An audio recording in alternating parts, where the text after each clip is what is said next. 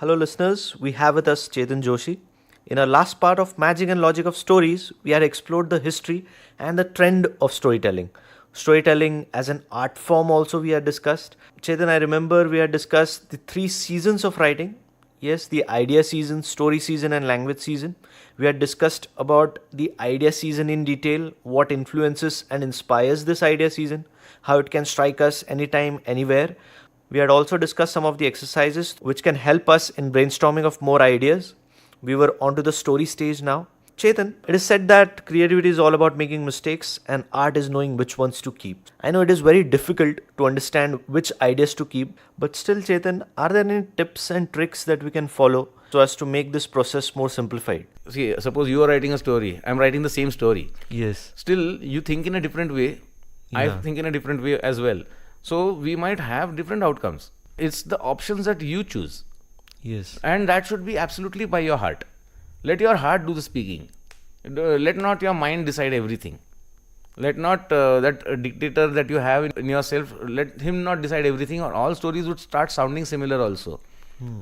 So, as many writers as are there, as many readers are there, all of them will interpret something in a different way. Everybody might not be really happy with an ending that a writer has made. What he might need is, okay, I would have ended it this way, I would have ended it that way, I would have loved it to end this way. That is what readers will say. So writers can take an option which is closest to their heart. Is while I am writing, my body tells me whether the story is working or not, or whether that particular piece is working or not. If I am writing something absolutely, say, funny, I laugh while I write. I am laughing while I am writing. Sometimes when I am writing something which is very, very emotional, I also get emotional. I have tears in my eyes when I write. The ending that suits you and your personality the most is the one that you should keep. And there is no right or wrong ending. It is just a choice that you have to make. Just a last point on this story stage.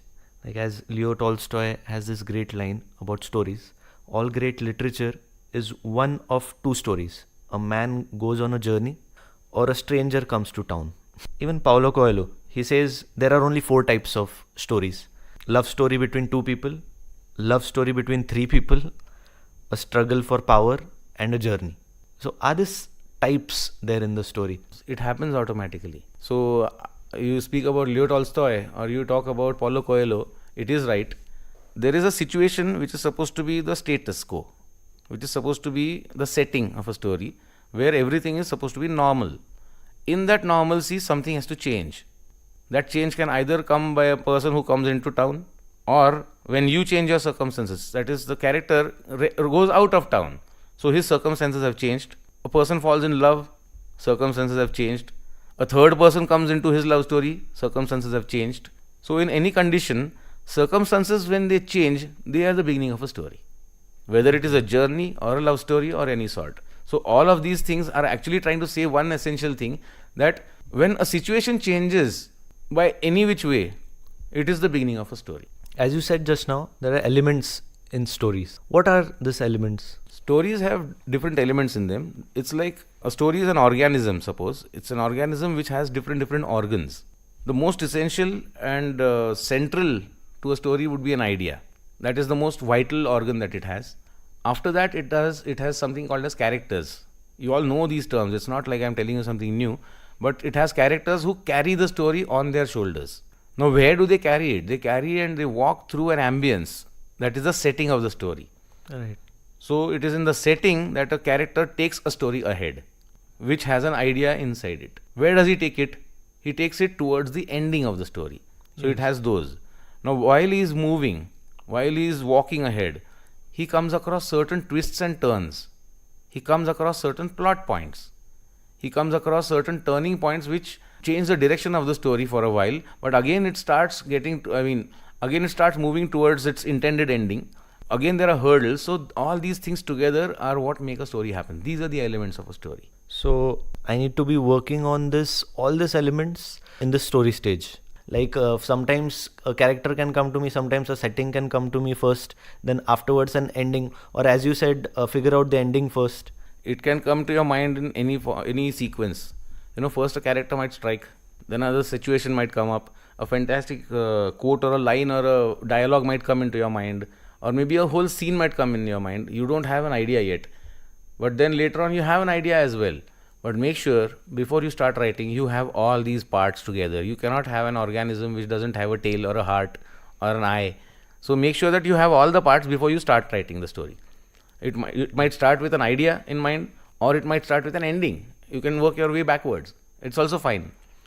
So what I feel is, when you start writing a story, just count that it has all the parts. You have to have your character ready, you have to have your plot ready, you have to have a synopsis ready, you have the setting, your tone of dialogue, the kind of language you're going to use, you have figured out everything. You take some time, and then you start, and you'll realize that your story is coming out much better. It's coming out much faster. It is also much livelier because you are so much more confident. Yes. And preparation is what gives you the confidence to write well. It's not like a performing art. It's not as if you're composing a song while you're singing it. You cannot sing a song while you're composing the lyrics. The same way you can't write a story unless you've prepared all these things together.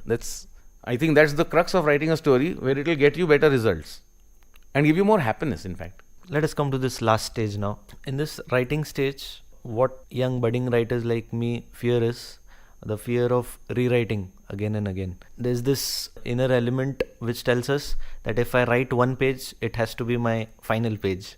That is what we always feel, or any writer feels that way. So how to come over it? There are simpler methods, in fact. It's like this: when you have a building, you've seen buildings being constructed. When they construct the entire building, they do not paint it first and see how it looks like. What they do is they just paint a patch. Yes. A small patch is what they paint, and then they let it dry, because the dried color is the real color. It is not when it is wet. They wait for a while, let it dry. Then from a distance, they also try and see whether they can put another combination in that. So they'll see whether purple goes well with yellow. If it does not, it's just a small patch that they have colored. It is not that they have colored the entire building first and then they say, no man, this is not working for me. So they have small patches. So beside that patch, they will have another patch, and then they will say which of those patches is the better one. The same way, you can write just one single sample writing. You can just have a sample page of one of the scenes in your story and see whether it works for you. So over here, you're trying to check on the language. You're trying to see whether you want to have wordplay, whether you want to have simple language, which has a lot of thought, but maybe the language is simple. The vocabulary is not too elaborate or large. You're using simpler words, but you're making enough sense. So whichever language, whether you want to be funny in your way of writing, whether you want to have a humorous tone to it, all of it you have to first decide and see whether you want to continue with this kind of language throughout the story. Sometimes it is also possible that the story decides the language. What kind of a story it is will decide the kind of language you use. If suppose in your story you have an English professor speaking, then your language will be a little more decorative perhaps, or maybe a large vocabulary with precise words. They will not be using words like cool and dude and perhaps awesome, they'll be using other words over there. Yes. So that depends on the kind of characters and the story that you're having. You don't have to look at it like an editor first. Don't worry whether it's going to turn out good or not. A writer's job is to write. And if it makes sense to him, he shows it to a friend. If it makes sense to him, then he shows it to another friend. And if it does not, then the secret is buried. Never worry about it. My little advice would be, which I have followed myself, I follow it to the day I have done this, that I write for my ideal reader. Now, who is this ideal reader? An ideal reader is a person you know, whose judgment you respect. And he has a particular level of understanding you as well as understanding your work or that piece of writing, and he will honestly tell you if something really is working for you. He'll tell you, okay, this story is a good one. If he says that story is not really good, he'll tell you that the story is absolutely bombed, it's no use, you write another story. So you write for that one person, and that one person's judgment should be it. You don't defend yourself. If he says that the story is not working, then don't start defending your story in some other words. Just ask him which are the changes that the story needs and see how you can make those. So instead of writing for yourself alone, where you cannot judge your own work anyway, one day you're in a good mood, you'll say that your writing is superb. Another day you're in a bad mood, you'll say you're a lousy writer. So if you don't do this, you just leave that story judgment to your friend, whose language you actually think is good enough and whose thought process is as deep as yours, or maybe more. Yes. Whose thoughts are deeper than yours, I would say. So you leave it to him. So you externalize your problem of judging things. Yes. You don't keep it to yourself. That's the only thing. And then if he says there are some changes to be made, you will. That's how it goes. While writing, how do I decide on which genre should I write? Deciding a genre is something that I would refrain from. I would not decide my genre too early in life. There are very few people who are lucky enough, like Agatha Christie, who started writing in a particular genre and she really became very big by not changing a genre at all. See, Arthur Conan Doyle, he wrote stories on Sherlock Holmes and he did not change it too much. That is what he continued. There are very few writers who are able to maintain a particular genre all their life. Even the writer of Harry Potter has changed her genre now. Yes. She stopped writing that and now she's writing under a different name and different kinds of stories. These experiments really help because that will actually get you a lot of exposure of different ways of writing. So what I have been doing in my book Blind Man's Buff, what I have been doing is I have written stories in absolutely different genres. One could be a fantasy, another is a horror story, another is a romantic story, then there's a wicked story, then there is another humorous one, and there's an animal story in it. So by trying to dabble in different ones, I try to see which of those I am really good at. Okay. So a new writer should actually experiment as many times as possible to find different ways of writing. Okay. And once he's been through that entire gamut, then he can say, okay, I can write in all of them, but this is the one I prefer to do. So instead of making a very early decision, you can keep the decision pending for a while. And I would recommend write short stories before you write any novel. Writing a short story will give you a good sample of writing, of your own writing, and you can see it happen quite early also. Yes. So that is the reason why I guess it is called Blind Man's Buff, because there are different genres you have treaded in that particular book. Right. Chetan, there's this question that each and every young writer faces, that there are already so many stories being written. How will my story be different than the others? Okay. I'll tell you my way of looking at this. I want to make my story different is by trying to search for a different point of view, for a different vantage point. Now, I recently have this book which has come out. It's called Literally Yours. The name of the book is Literally Yours. Okay. It's a love story. Now, you would say that, okay, love story is okay, boy meets girl and girl rejects boy, suppose. It could be anything.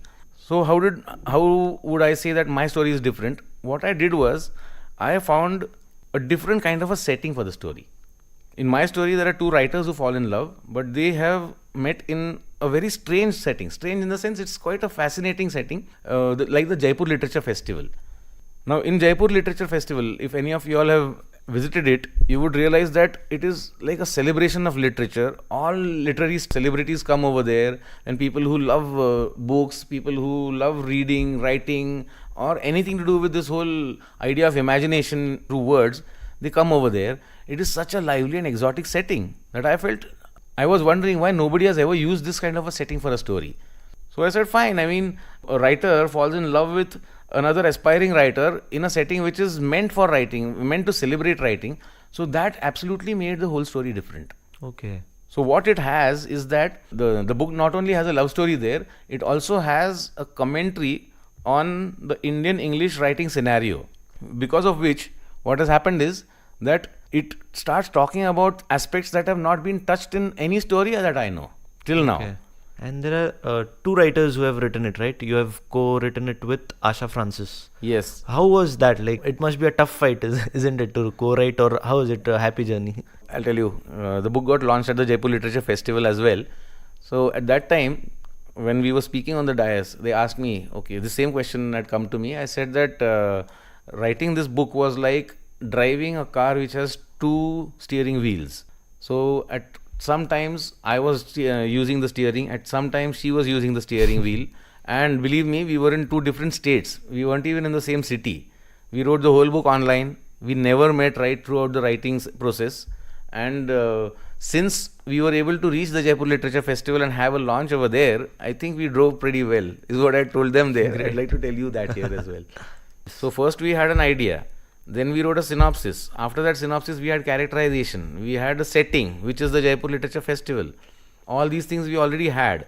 Then Asha was already at her place. I was over here, and then we communicated over email, and we started writing the book. I wanted an actual female voice to speak for the female in the story. So instead of writing it myself, I said that an actual woman would be able to lend the authentic voice that the character deserves. This is perhaps the first time in India that an experiment like this has been conducted, that two writers have written a book together, and that too where the man is playing the male role and the woman writer is playing the female protagonist. So by doing this, what we have done is we've kept our different voices in it. We have not tried to pretend to be of different genders. Okay. So this is a collaborative work which it was fun doing it. And there were our problem pieces also, when I used to chop out certain paragraphs that she has written. Then she used to lop off absolutely the best lines that I thought. She used to scratch those out while going ahead. So these kind of things we did go through, but it was fun. Great. I think it has been a great chat with you. I've gone through every stage. Also talked about your book. We have talked about all the minor details that we need to follow while in this writing process. In this magic and logic of stories, how do I sell my stories? Is it too hard to find a publisher in India? Like, how is the scenario? We don't know anything about it. Publishing is seeing really good times nowadays. It's like the whole world is opening out to hear more stories.